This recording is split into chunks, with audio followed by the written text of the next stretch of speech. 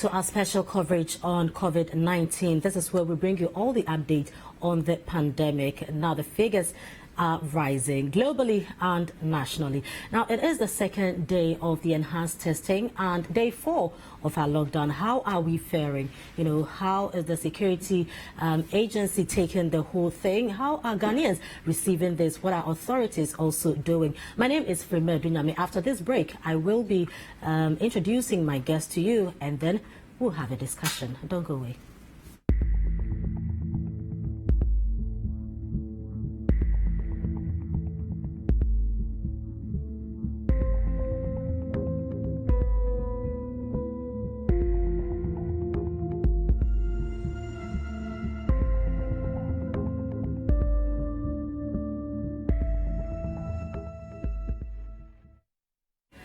You're welcome back. It is our special coverage on COVID-19, and my guest in the studio, Ebenezer Afenyidazi, is the head of business desk, and Godfred Akutu Buafo is the head of current affairs. Gentlemen, you are welcome. Thank you very much. Thank you, Frema. Godfred, the numbers are rising. How is the picture like globally?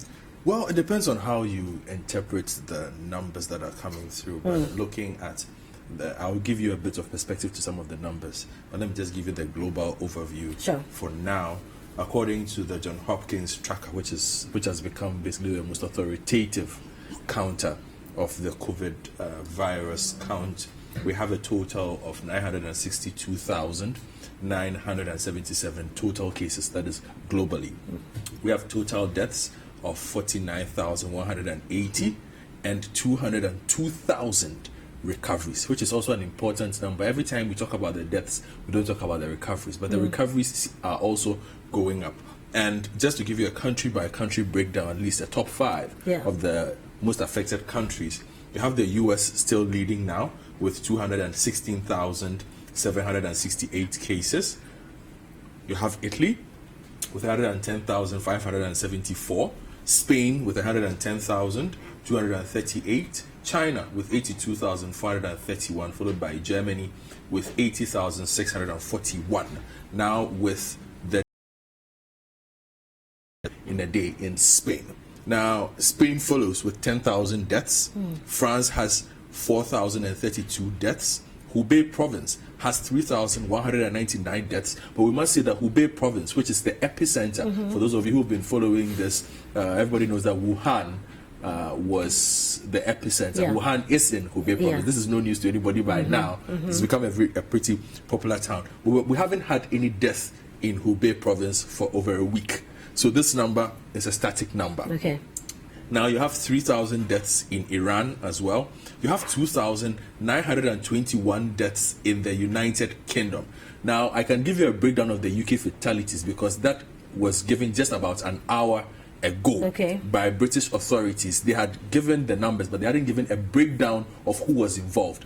And the UK breakdown gives us an insight into, and also breaks down some of the myths that surround who can die and can be affected by the coronavirus. Because if you look at the UK number, on the deaths, you have, on the breakdown of fatalities, yes, you said the patients were aged between 22 and 100, with 44 of the 561 who were aged between 25 and 100 having no known underlying health conditions. That means they were not sick from any disease. 44 of those persons. Well, that sounds scary. Yes. Now in 126 in Scotland. In Wales, they have a total deaths of 117, a rise of 19 from yesterday. So 19 people have died overnight in Wales. And then in Northern Ireland, a further 6 people died, bringing the total to 36. So that is the global picture that we have now. I can also tell you a couple of countries have been updating their situation. For instance, in Rwanda, they've extended the lockdown that they had, and it looks like it's a situation that a lot of other countries are going to continue with, because we've heard of reports in Germany, Pakistan as well have continued their lockdown. Spain and Italy obviously are not going to say they are backing down. And there is also word coming in from Kenya this afternoon. Kenya today announced 30 new cases that were communally transmitted. And for those who have been following the Kenya situation, the difference is they are under a curfew.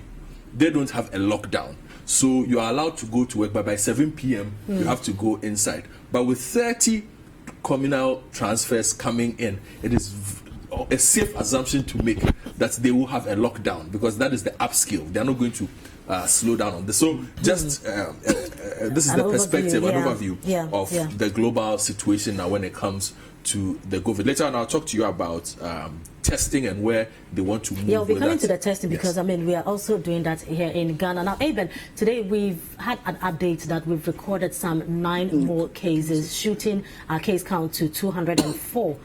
Let's get more on that. Yeah, so before this show, I think a few minutes ago, I think the cases were 195. And now we have 9 more. Now, according to the Ghana Health Service, the confirmed cases are all in the Greater Accra region. And out of the 9 new cases, 4 had no travel history. And neither have they come into contact with any of the previously confirmed cases. This development raises major concerns, obviously, of a faster transfer of community cases. Now, 4 of them have no travel history nor contact with any confirmed case. The 4 others also have no travel history, but they have confirmed contact cases in Ghana, and 1 traveled to Ghana from Benin within the past 14 days. The number of deaths is still 5, and our total recoveries still stays at 3. Now, let's also look at the other breakdown. So, Ghana's situation by routine surveillance. Now, they've done some breakdown. Yeah, so we have the figures on our screens now. So those are the situation by routine surveillance. You have the Ghana situation by mandatory quarantine, and then you have Ghana's situation. That's Ghana's total confirmed cases. Yeah. So I think we should, once we are recording cases within the communities, we should be worried. And there's one thing we should pray. We should.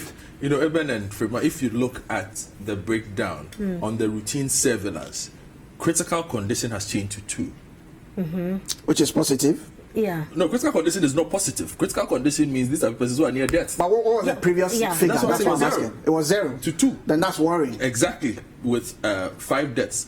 The well and responding to treatment has gone up to 87. Now, that is a positive.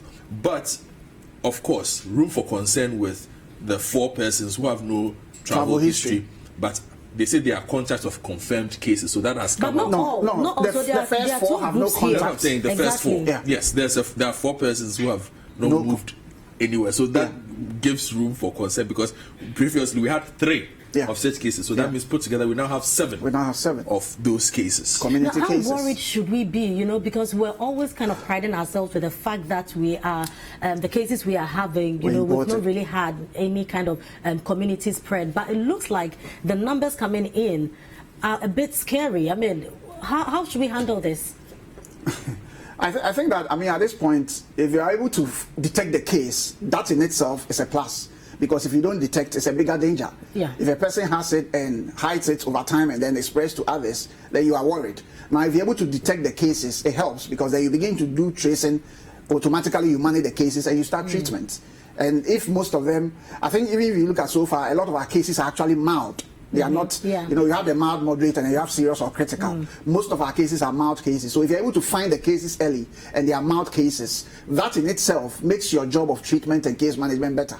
So it may be as scary as it is, but once we are also getting those and detecting, there's a positivity of the detection. Because if you don't detect, it's a bigger danger. Now, Godfrey, talking about identifying the people, you know, according to Eben, is a plus for us. Today is the 2nd day of the enhanced testing. How important is this exercise?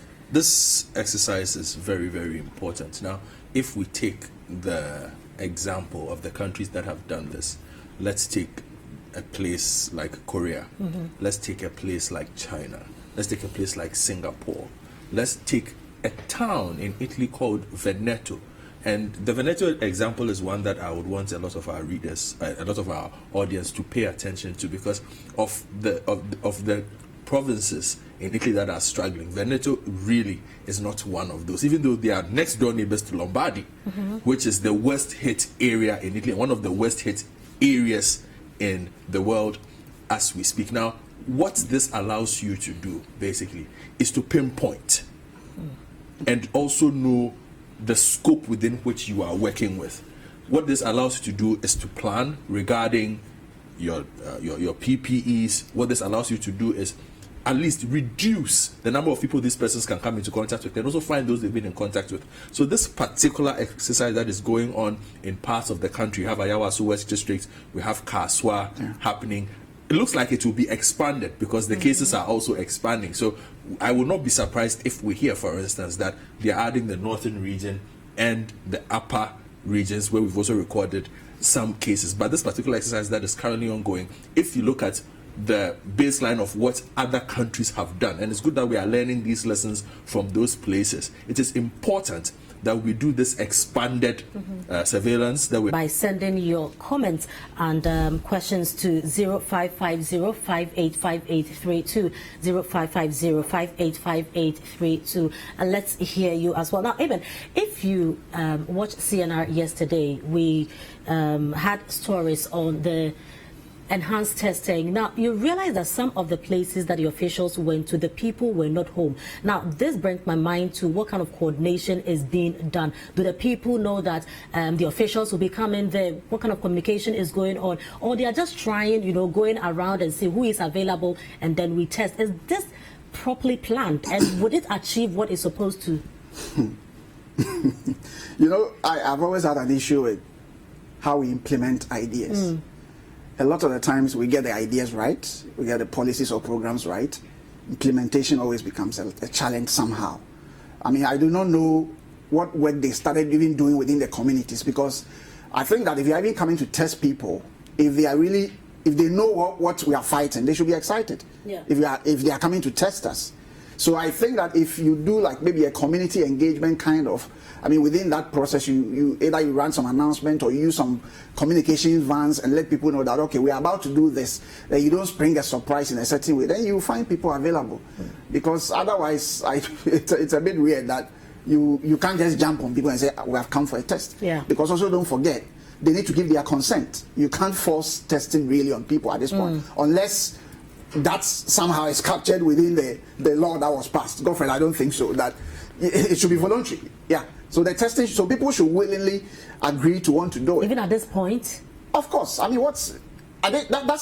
point is that if you do that planning earlier, before you even get in, so that you do all the you have the communication with the people and they understand what you want to do, and then people will, if they have to stay home and wait for you, they will do that. But it's a bit weird. We hope that they will still get the numbers they need. Maybe we have some data around the population within the specific areas they have zoned in. If we're able to, you can get assembly members and stuff. They should be able to help you somehow move around, because I don't think the scope is so big within the Ayawaso. So they are just specific areas you are looking at. Because they are not doing everybody course, as well. So you zone in on the cases you suspect or the places you suspect, and then you do that.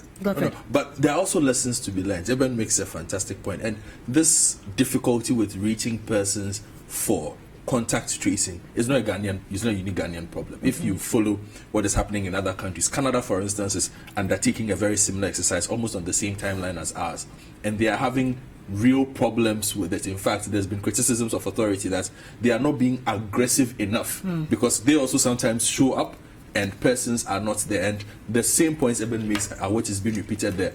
Perhaps you have to do a lot more education and make calls. But then again, there's also something you can learn from what the Koreans did. And I'm just looking at a bit of a template. And it says that what they did is, when they resorted to the use of credit cards, smartphone data, and satellites. That is obviously a very advanced economy. Okay, so it is easier for them to do this. Then they will send alerts to anyone in the area who may have had contacts. But I think that one advantage we have is on the cell phone, because we have a lot of mobile phones in the system. Our mobile phone penetration is amongst the highest on the continent. In fact, in the world, we have quite a high mobile phone penetration rate. So perhaps authorities can fall on that and reach out to persons, sending SMSs. It's not just about making the calls. If you make a call and it doesn't go, perhaps you send an SMS to the person next door, or you send an SMS to a person within the vicinity whose details you also have, and say, we are coming here, make sure everybody is in there. That way you can keep the program moving. But what we also need is cooperation from the citizenry, because you can't also help but be afraid. It is the nature of man that you get a call that says, we are coming to do test in your house. It sends you into panic away. People normally panic and become apprehensive of such issues. So they have to assuage the fears of the general public that, look, this is how the testing is done. The testing, all we need is a swab of your saliva from your nose or from your mouth, and we are done. You can go back into your house and do it. It's not like we're going to pull blood or something. Perhaps they have to explain the testing process better so that it assuages the fear of people. People are a bit more confident and a lot more welcoming to these officials, and then they might stay home and we might get a lot more success with this. Because look, Firma, this contact tracing exercise is very, very important. If this contact tracing exercise does not succeed, we will have a spike. It is not an if matter. We will have a spike.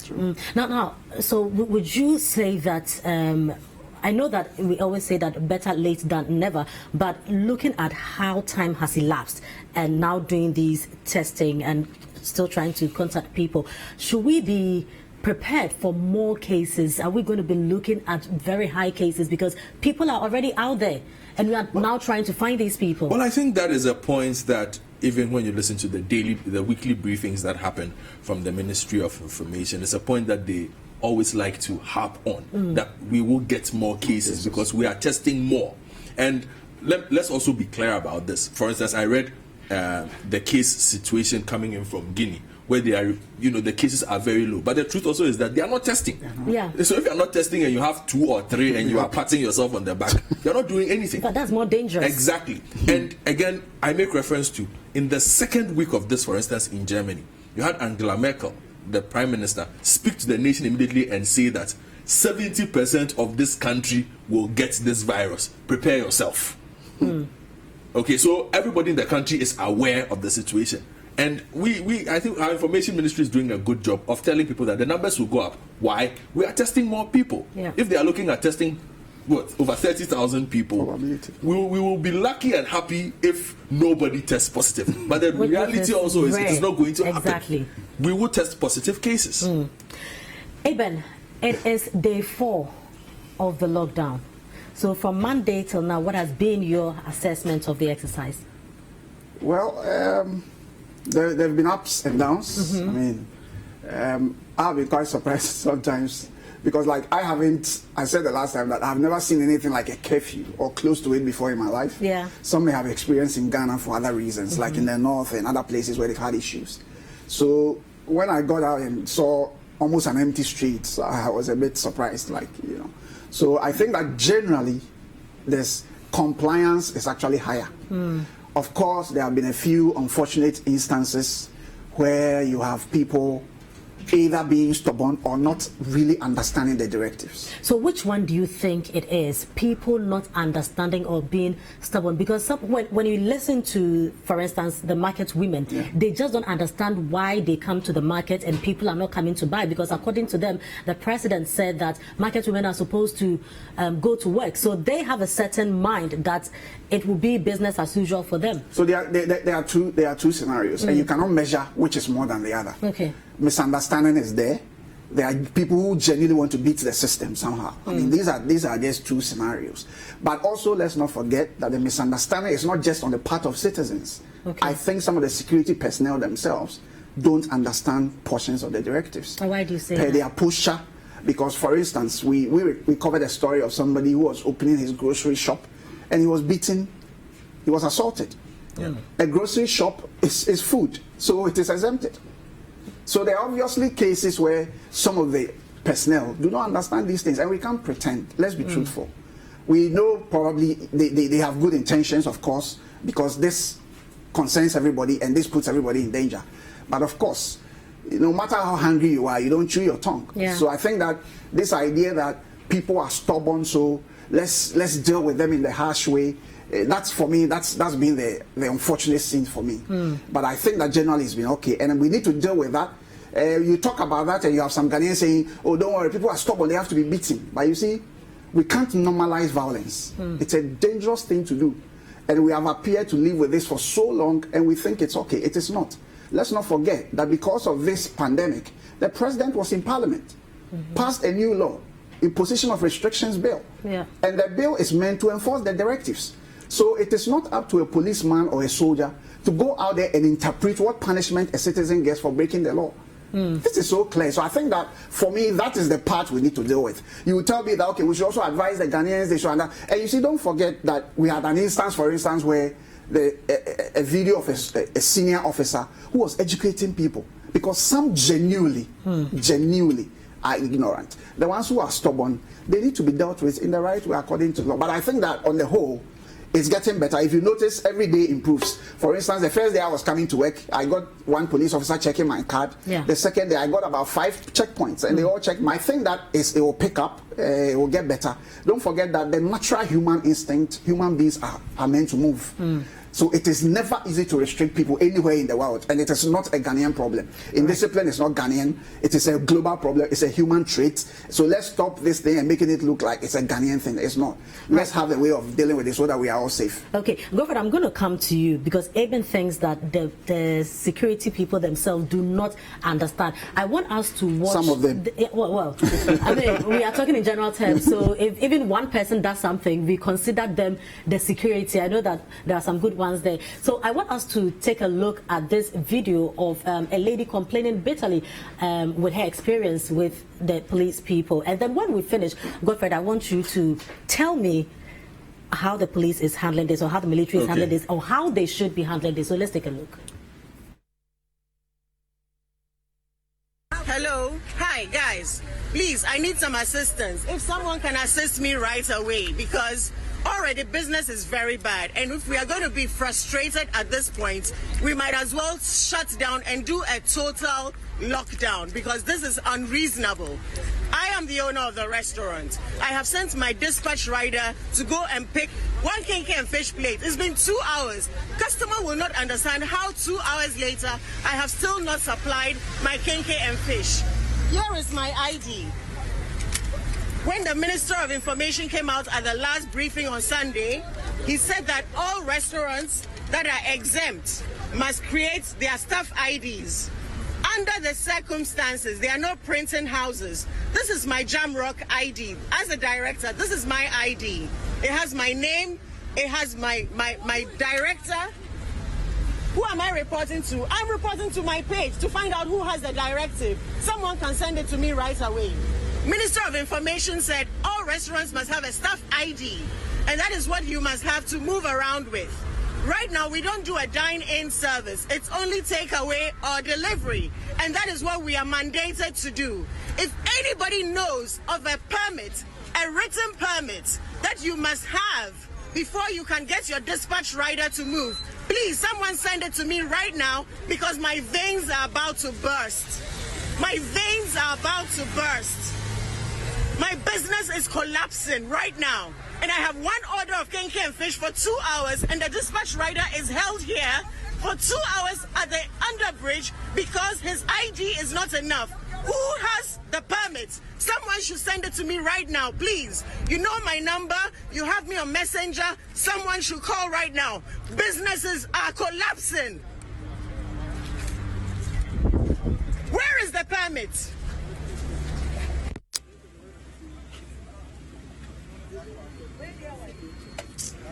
Now I can go.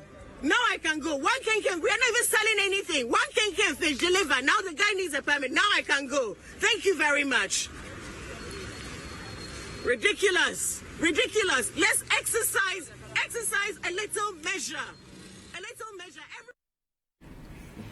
Right, so that is clearly a frustrated citizen there. Now, Godfred, we all heard clearly the president say, give us a list of institutions that are exempted from the lockdown. And we heard that food joints are supposed to be working. Now, if we listen clearly, this lady is asking, is there more to an ID that we need to present? What kind of understanding is the security should have an ID and should be allowed to go? And some people are being turned away, even showing their ID. So what's happening? Well, it looks like 2 things are happening, and I'll try and make sense of it. The first one I would deal with is the interpretation the security officers are putting to some of the directives. It does look like the interpretation of the directives perhaps was not passed on properly to the security personnel, and so they are keeping away the delivery services, which, if you look at the first one that came, media personnel were not on it, but those people were on it from day one. They've always been on. Okay, because at this point in time, if you're not allowed to enter a restaurant, people still must eat, and these are the bodies that the persons that can deliver food to you and move things from one point to another. All you have to do is show an identification. So it looks like the education regarding the soldiers was not regarding the security officers at the various checkpoints. The message did not go down with them. Perhaps they considered them commercial, and that is another point that must be made, and perhaps authorities did not take note of. Now, in 2018, January of 2018, I think, and I remember this quite clearly because at that time I was involved in that business, the Postal and Courier Services Regulatory Commission had every courier company in this country halted and asked to register, if you remember. Yeah. If you did not register and have a permit with you when riding, you would not be allowed to move from point A to point B. I remember that exercise quite clearly. Now, it does look like, in the minds of some of the policemen who are on the road, that particular instruction still has carried on. So when they're asking for permits, it is not just your ID card that they are asking for. They are asking for your permit as a courier business. Because so there is room for that. But what it does not change is the underlying instruction. Yes. That when people are delivering something from A to point B, and they show you their ID card, and of course you can verify from the package that is in there that the person is going to deliver something, allow the person to go, especially because those riders will not be carry pylons. So there are no passengers on it, which is part of the instruction anyway. They are well branded. They have phone numbers. There are several ways to verify. Okay, so we need our security officers, and every day is a learning curve for them as well. Let's not forget. So this is an opportunity for them to learn and become a bit more adaptable to the situation. That the rules that you are giving are not ironclad rules that you cannot think around. Okay, and move forward, because as for the deliveries, they are really, really essential. So I'm hoping that the lessons have been learned for this going forward. Now, Eben, I don't think that delivery guys will be moving around with company registration certificates and business commencement certificates and all these. I mean, the instruction was quite clear that carry your ID card, and they are carrying ID cards. Now, one issue too is who is going to buy medicine? Who is going to use a place of convenience? You know, who is going to... People are... I mean, we are getting audios and videos of all kinds of things, you know. I mean, if you have a citizen clearly showing his face, say that, oh, I told him I was going to buy medicine, but I wasn't. Meaning that this person understands exactly what he is doing. He understands the directive, but has decided that I will just not oblige. How should the security personnel be handling such cases? I think that from what Godfrey clearly said, some of the breakdown of the rules are not watertight. You know, so some of them will require a certain level of intelligence and also some laxity by the security personnel. And people have it? Of course, some are doing it. Not everybody is doing that. I mean, you've seen the video trending of the commanding officer who decided to educate the people. The man of the... Because when we started this exercise, they themselves said that it is a humanitarian exercise and not a combat exercise. But unfortunately, on the first day, we saw what we saw didn't really befit what they were saying. So I think that they need to use their own, some of them, they have to use a certain level of discretion and wisdom to deal with some of the situations. I saw a video this morning on one of the websites. So there were people traveling, I think from Kaswa to either Accra. Now, for some reason, they made sure everybody got off the trotro. And then there was one pregnant woman. She says that she was moving from the Kaswa to SEC, which is not very far. And she was going for antenatal. Now, when they got them off, the woman was crying. And it was sad. So there was one police officer who decided to stop a taxi and then put her in. And then there was one nurse too, she was wearing her uniform. So they made the other people walk back or find their own way and go. And then so at least in that instance, he had made sure that people are obeying. But then somebody has a peculiar problem. and she's going to seek medical care, which is also part of the exemptions. So then he himself decided to help that person. So those are the things they should be doing. Otherwise, it will really be a problem. Some of the things, there are no ways you have direct interpretations in the law or in any statutes, really. Yeah. So they will have to use that human capacity to be able to weigh a situation. And you see, that's where leadership comes in. So everybody, every military or policeman at a certain point where you are placed, you have to show certain leadership skills. Now, don't forget that when you don't have leadership skills, you cannot lead. So when you put, some of the people out there, obviously, they are just as undisciplined and disorganized or unprofessional just as some of the citizens. So if you have an undisciplined personnel or an officer, and he has an awkward situation that the law doesn't provide for, there's likely to be chaos, which you cannot prevent. I was going to ask you, because is it a case of the police or the military personnel themselves being frustrated? Because we know how these people, work here in Ghana. Now, I just drove past a policeman, in his uniform, wearing a cap with some rubber something covering himself, and he tells me that his wife gave it to him. He's trying to protect himself. So if they are also out there on their own, trying to find their own protection, how do they look out for people? It's true. So I think that the point is that they are there to sacrifice for us, because this is also sacrifice. What they are doing, it's also a bit of danger, especially if you don't have protective gears. So Samhens was telling me that he saw a policeman who was like, "Oh boss, mask give you," So clearly they are also worried. Now don't forget that even those in the health facilities, not everybody has. I mean, so it tells you that they themselves, they are lacking. And once they are also exposing themselves to people, they are checking people and stuff, they're also exposing themselves. So of course, when you are also making a sacrifice and a citizen is making the job hard for you, I mean, as professional as you can get, sometimes you can get frustrated too. So I think that sometimes we can also make room for some of the excesses from the security, but then also we should know that they are working with law and not by themselves. So you can't be a lord on yourself and decide to mete out your own punishment to people. It doesn't work that way. Yeah, and I think it's important, the provision of at least some basic protective gear for the officers who are out there. The ones that I have encountered, most of them, at least not all, but most of them had the face masks, but they don't have the sanitizers and other things. It's important that once you've put these persons out there, you do not expose them to it. Because you see, there are repercussions for this, and I'll give you a very typical example. In the Philippines at the moment, there's a big problem because they put out medical personnel and they also put out security personnel without their PPEs. Almost half of them have infections. That's the issue now. Almost half of them have infections. That's sad. No, they are not having serious cases, but they have all tested positive. Now, what that means is that those persons can no longer be on the front line. Exactly. They go back. It reduces your capacity to enforce the lockdown. That means that people will get the opportunity to move around again, and then basically you go back to point A. So it's important that the authorities, once we decided to put these persons out there, give them the maximum level of protection. But Fema, on the ultimate question that you asked, the theme is stay home. Yeah. If you don't have essential business, and I said this in the morning on the Citi Breakfast Show, that left to everybody, what you have to do is important. It's true. Left to everybody, what you have to do is important. But it cannot be so.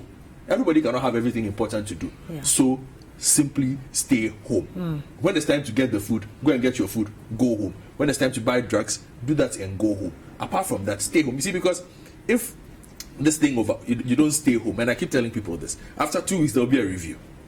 If the president and his experts don't see progress after 2 weeks, they will not open up the country for you. They might escalate. They might escalate it. And then you become properly frustrated. So let us help to make life easier for everybody. It is 2 weeks. Okay, so we're going to be going on to how citizens themselves should comport themselves, and if really they also understand what the lockdown means and its dynamics. But we have some comments coming in, and so I would want to take them. Please pay attention so that you address them as we move on. So I have Victoria from Chado, and she says, please, I want to find out if there is a mass testing for COVID-19 in Chado, because some 2 health officials and an immigration lady officer are here taking blood samples. Now, let me answer that question quickly. We don't have mass testing, and I've seen that on my Twitter handle as well. People are asking me that question. Let's be clear on this. There is no compulsory mass testing happening. The health ministry clarified this yesterday. We know that a lot of people read the communique that came out first, but the health minister clarified this yesterday. They are doing an expanded contact tracing. What they are saying is that if, for instance, Frema is my friend, Frema works here, Frema has been found positive. Or Eben has been found positive. Or Godfred has been found positive. When they come to Citi, everybody who works in Citi for now will be tested. Yeah. It's not, they are not going to ask Frema, who do you talk to or who do you work with? They are going to test everybody in Citi. That is what they are doing. So that is the expanded contact tracing testing they are doing. They are not doing compulsory mass testing.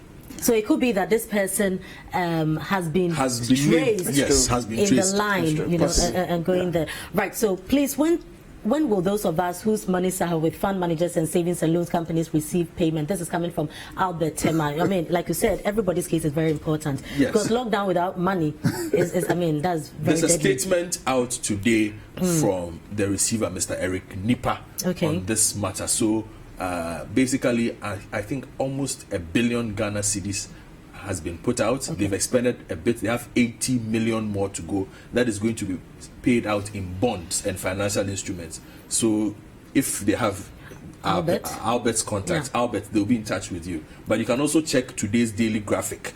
There's an announcement in there for you.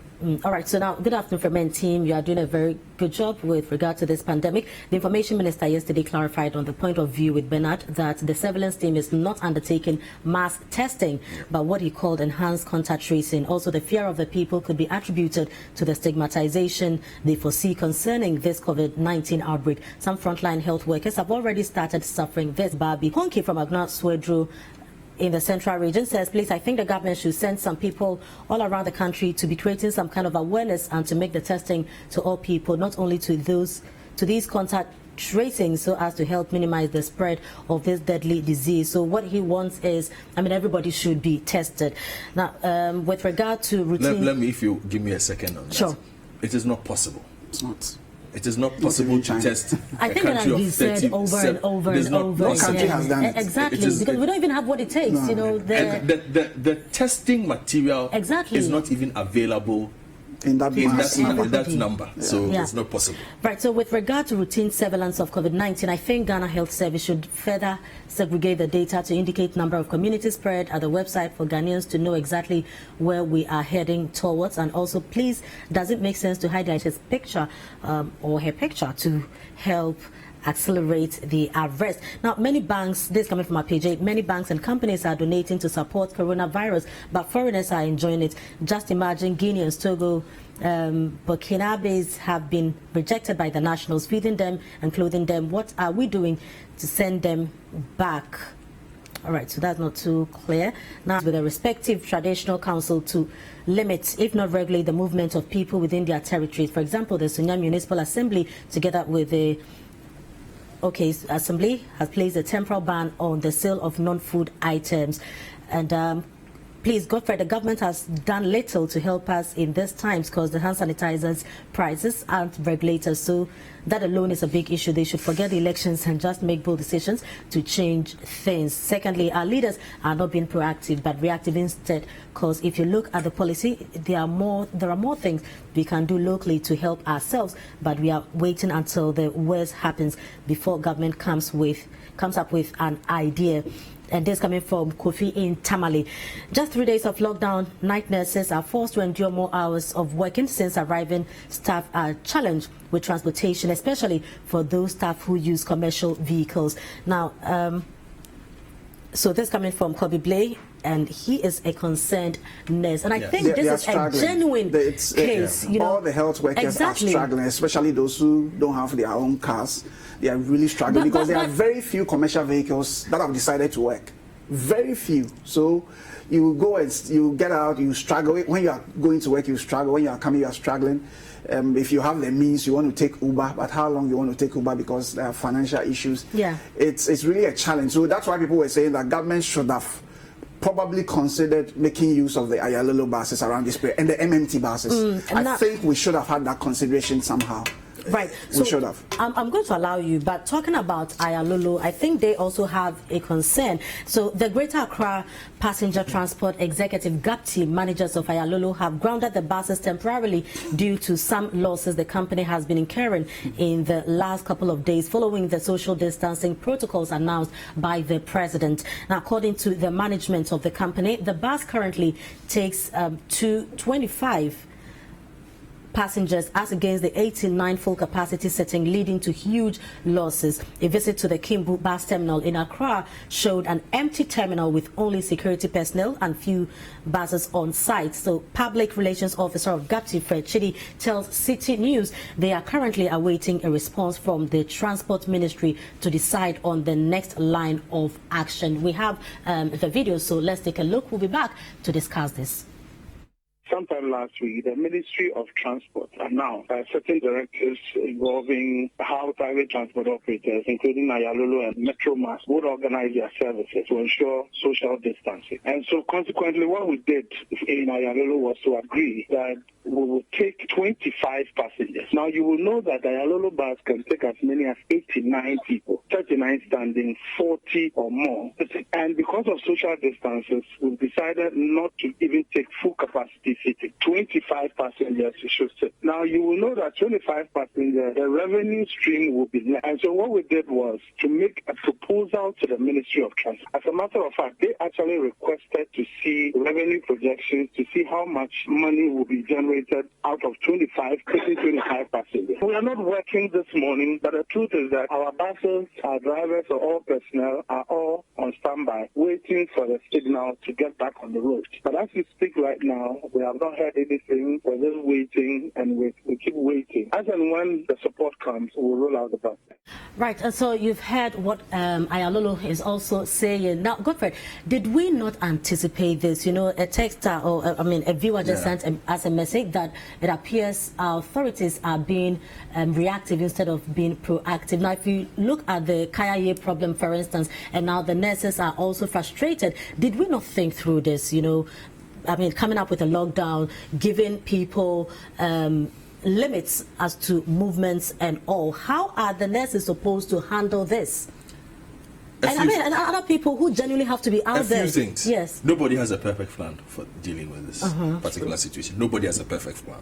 But you're also right in the sense that once the problems were identified, we should have moved quickly, because at this moment in time, the most important persons are health personnel. That's true.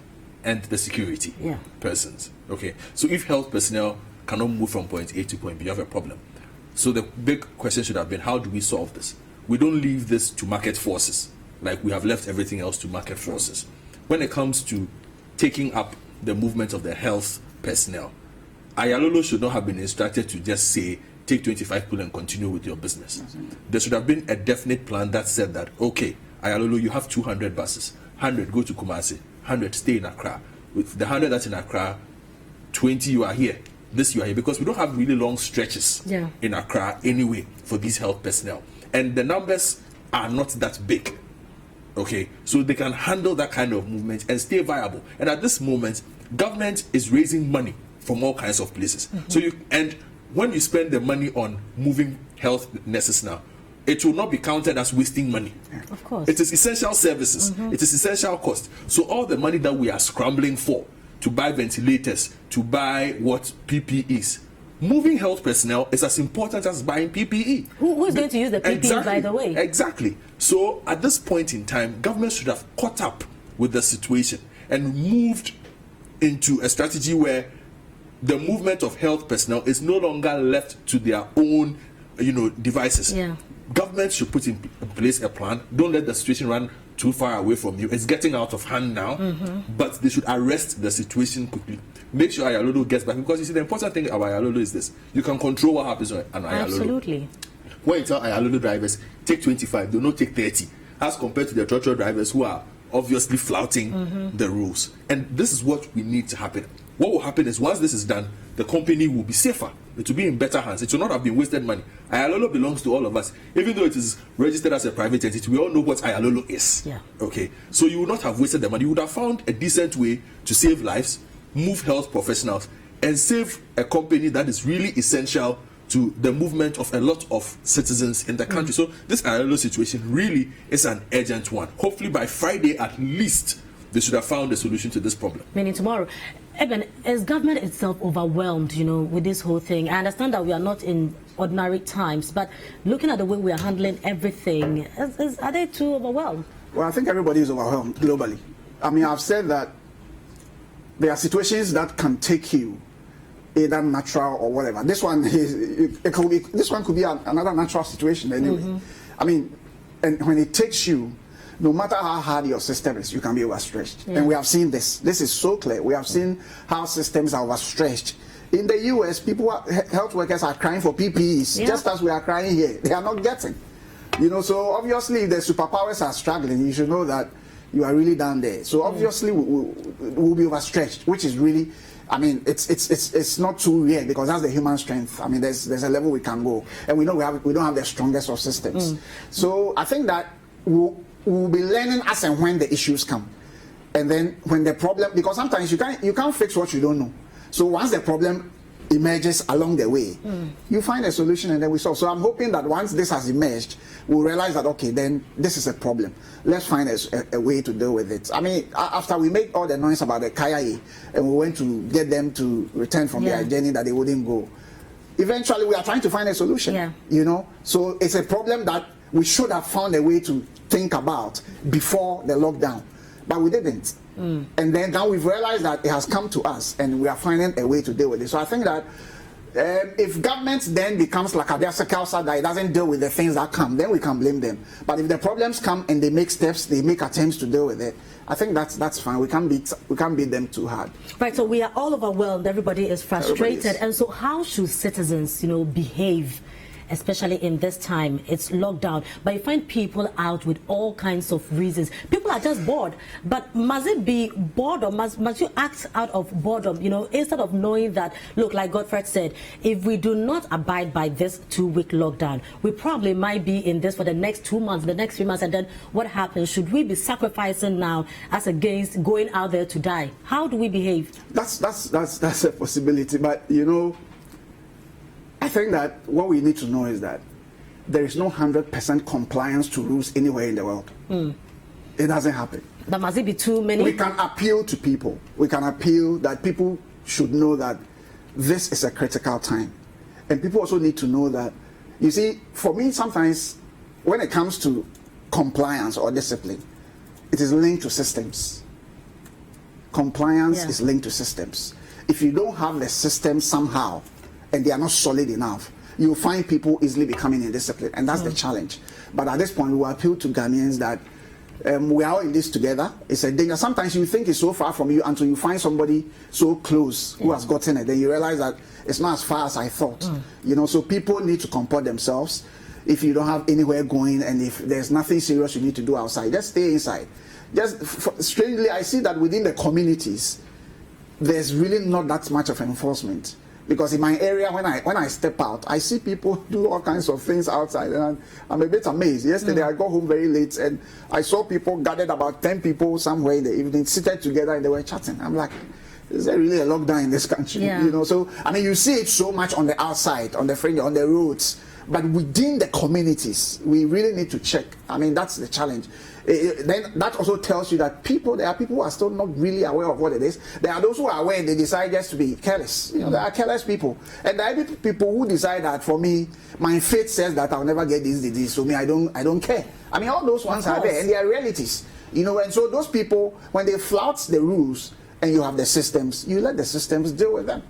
You know, that's the point. Do people understand the meaning of lockdown and what we want to achieve with it? It's an education that should be persistent. That's it. I've been waiting for the information ministry to give us an update on the deployment of information officers that they said were going in, because that was about a week and a half ago. You know that they underwent training. I don't know if they've been deployed. We've seen a couple of information vans around, but maybe it can be better. I would not say it's not happening. There are things happening, but maybe it can be better. But this is not something that is touch and go, where you think, oh, I've done 3 announcements today, it's enough. Who understands it? Who is hearing it? Are we doing this in all the languages? Are we doing this in all forms so that people who are blind can read it in Braille, so that people can see it in sign language, people who, you know, they can sign it in whatever form that need be? We need to upskill the information and education of the general populace, and it needs to be consistent. And for those of us who can read and write as well, or have a certain kind of understanding of what is going on, we owe a certain responsibility not to ourselves but to our family members and our neighborhoods. It's true. Yeah. Stay home, because when you move, you are endangering the people around you. When you move for your business, that might not actually be as important by that time, and you come back, you come and infect your wife, your children, your neighbor's children, and yourself, and 5 or 6 people die simply because you could not stay home for 2 weeks. Is that a price worth paying? So we need a certain level of self-discipline to be able to make sure this is done. Again, we can look at the examples around the world. There is no full compliance, as Eben said. Yeah. In India, people are breaking. In Paraguay, they are breaking. Everywhere.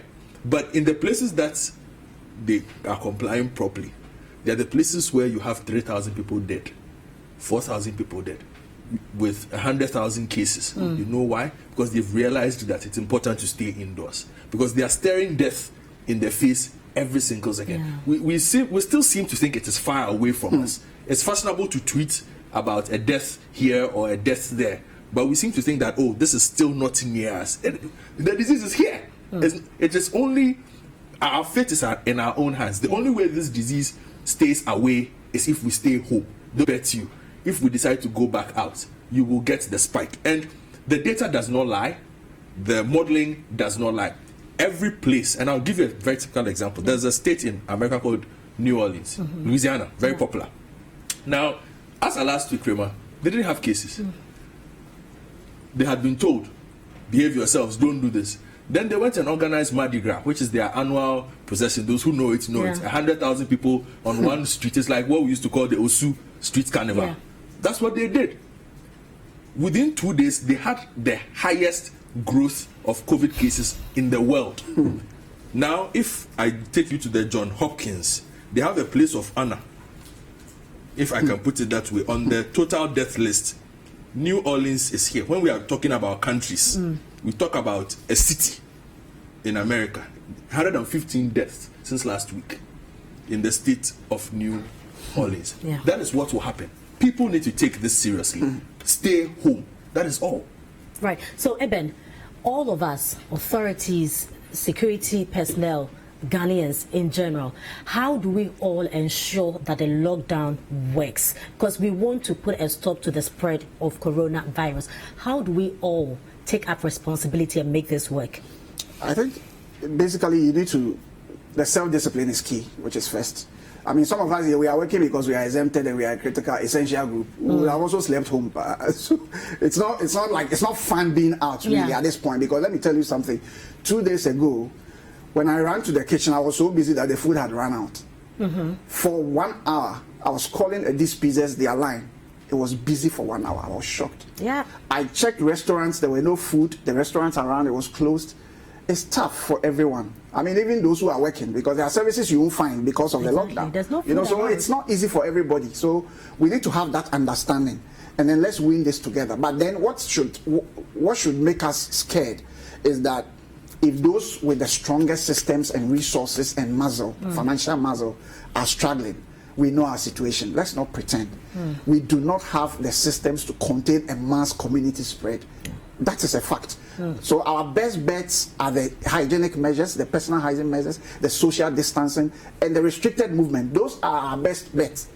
If we do not do that and we decide to just break the rules and do what we want, we are all finished. So I think that people need to get that understanding. And when people have that information, they tend to willingly and voluntarily work with the system than sometimes when you have to use excessive force in a certain way. People need to know what we are battling with. That's it. Godfred, I'll ask you the same question. How do we achieve education, Freeman? Education. And also, it's hard to say a bit of responsibility on the part of citizens, but perhaps that is the greatest weapon. Citizens understanding themselves that if I stay home, it's good for me. Yeah. That is the single best advice I can give. Look at yourself in the mirror and say, I will stay home. When this is over, you can go out and do all that you want to do, and we'll be fine. All right, so this has been it. And so the bottom line is education, and also you understanding that if you stay home, not only are you saving others, but you are saving yourself. I mean, is that in our own interest, to stay home and make sure that we do not spread coronavirus, because you don't know who actually has it out there. So your surest bet is to be indoors. Thank you very much for watching. My guests in the studio have been Ebenezer Afenyidazi, who is head of our business desk, and Godfred Akoto Buafo is the head of current affairs. And so the onus lies on all of us. Coronavirus is here, it's in Ghana. The numbers keep rising. Now we stand at 204. We do not really want to be recording some deaths, but rather recoveries. And so let's all make sure that we make it work. My name is Fremi Adunyami. Many thanks for your time. Enjoy the rest of our programs.